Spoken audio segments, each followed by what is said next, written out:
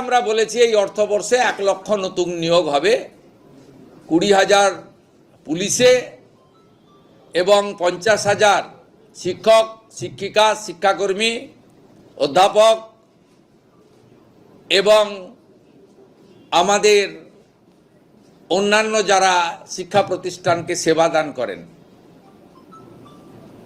50,000-এর কথা বলা হয়েছে। বাকি 30,000-এর ক্ষেত্রে সরকারি অফিসগুলো ডাটা এন্ট্রি অপারেটর, চুক্তিভিত্তিক লোকেদের দ্বারা চলছে।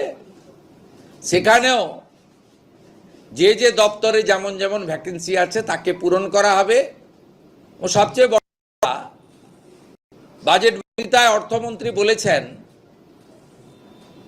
নিয়োগে কোনো রাজনৈতিক লোক নিয়োগ কমিটিতে থাকছে না, ইউপিএসসিকে ফলো করবে পশ্চিমবঙ্গ সরকার।